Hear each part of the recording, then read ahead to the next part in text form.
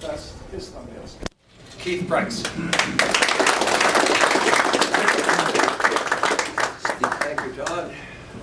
Members, yes. I was thinking about changing my speech now because it's a hard act to follow. I was going to give you a really good speech, but now I think I'm going to give you a really short speech. I only have this many pages here to go through, and Gorlock asked me if I could give him all the notes to put in the spokesman. Well, the spokesman's not that long. I was going to start off with about 1 minute per year of my life, but then I'm 70 years old, so that would be like half an hour more. But I thought I'll cut it down. No, can't go half. I thought, how about maybe 10 seconds? So anyway, this is my third thumbnail that I did, so I don't have to go into everything. And most of you have heard me before, so although normally you're not supposed to talk when the speakers are talking, today go ahead. If you've heard this before. I wanted to start off with a quotation. This is a quotation from Winston Churchill, and I think it has some application to people giving thumbnails. Churchill said, "History will be kind to me, for I intend to write it." So, that's why this thumbnail is going to be really good. First time I gave you a thumbnail was when I moved to Campbell River, and I stood up here and I said, well, I've moved to Campbell River, and I'm working out at Toyota there selling cars. They say, oh, he's a, put your own adjective in, car salesman. And so that's what I've been ever since. Everybody thinks, oh, he's a car salesman. So I thought, well, this is my second chance around, and maybe I can correct some of those impressions. So I'll start off with sort of a career, and then we'll talk about family and stuff like that. I started off in Saskatchewan. My family there were pioneers, and started off breaking up the sod. And 3 generations later, I left the sod and went off to school.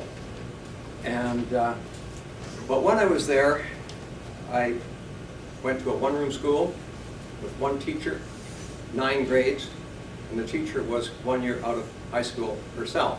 We never had one stay longer than that because one of the local farmers always snapped her up and married her, so we had to get a new one the next year. So anyway, as I grew up there in the one-room school, I used to ride over to school with my pony. I had a pony, I had a dog, I had a sister, and I had a rifle. What else did I need?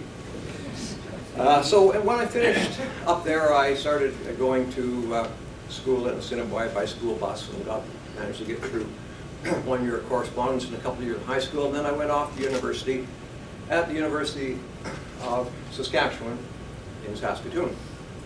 Took a degree in agriculture. Those were some of the best years I ever had. We had a real great college spirit, and we did everything. I couldn't skate. I was too weak and small to play football. I couldn't swim. But we did all of those things because we had to, because we couldn't let the college down, the same as we can't let Rotary down, right? So we do it anyway. After that, I should mention a little bit about family. I have something in common with you. I was wondering what we had in common. We only just met 10 minutes ago, but we both like airplanes, and we're both on our second family. But I do have quite a few more grandchildren and whatnot. So I'll go into that a little bit later. But anyway, finishing up university, I got a job for a little while. I worked in Regina. I was the agronomist for southeastern Saskatchewan.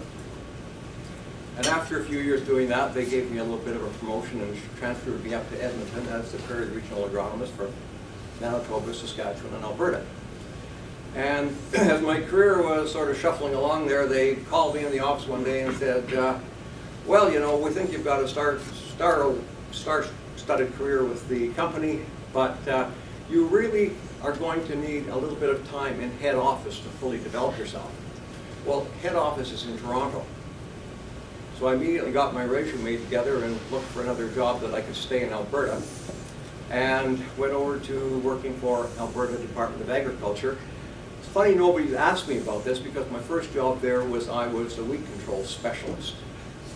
That's something to do with broom, And so then as things progressed, I became the head of the weed control branch, and then later on, as they were sort of downsizing everybody, every time somebody retired or left, they threw it on all over to me, so I ended up being head of the crop protection branch, and we did weeds, entomology, plant pathology, vertebrate pests, and that sort of thing, and that's how I got involved a little bit with the rat control program, which is what everybody thinks I did there was the rat control program. I did have 7 people working on that one. Then I decided about that time that I would like to fly. I'd always wanted to fly. I wanted to join the Air Force when I was a young fellow, but with these, they took one look at me and said, we could maybe put you into warehousing. And I said, well, no, that's fine, thank you. And I didn't know you could fly if you had glasses until my next door neighbor who had only one eye was a pilot. I realized, well, maybe it was more good. So I went down and became a pilot, and I didn't have a drum and goose, although I always wanted one. I ended up with a Beach Bonanza. Couldn't land on water too good, but pretty good. So I was heavily involved in the aviation community in Alberta. I used to fly all over the place, and I think I've flown from coast to coast and up to Alaska, down in the U.S. I was the director of the Alberta Aviation Council for a while and involved with the search and rescue service there, volunteer, and did all sorts of interesting things in a 25-year career with the department. And then I moved on. And I took an early retirement from the department, and some friends and I bought a tool and die shop. And I was owner-manager and worked on that in Kelowna for a while before I retired somewhat permanently until I moved to Campbell River. And then I needed to get a job because Zamla can vouch for this. When you move to take a job, you can write off the cost of your move. So I sold cars for 3 months, and then I managed to get myself in trouble with the sales manager, so I had an excuse to quit, and then just take all the stuff down to Dave and get it all worked out. I didn't make any money selling cars, but it did prove lucrative. So anyway, I kind of got a reputation around the club that, well, he knows how to do this. He can build things. He builds things. He builds fences. He fixes things. He paints things. He does that sort of stuff. So everybody's asking me if I do all that. So I thought, well, why don't I make this into a business? So I started a little handyman job and did that for a few years until I decided to retire 100%. I left the club. That was a bad error, I suppose. Started doing a lot of trap shooting and things like that, and I missed the club. And so then along comes Marlene, who has been a good friend of mine ever since I came here, and she said, when are you coming back? And Todd says, when are you coming back? And I said, okay, after the new year, I'm coming back. So I've had a couple of sponsors. How many other people here have had 2 sponsors to get into this club? Yep. There you go, one other guy. Welcome to the club, Gary. Well, that's about it for today. I guess I won't take the whole time that I was going to, but thanks very much for the second opportunity. Glad to be back. It's like coming home. Thank you.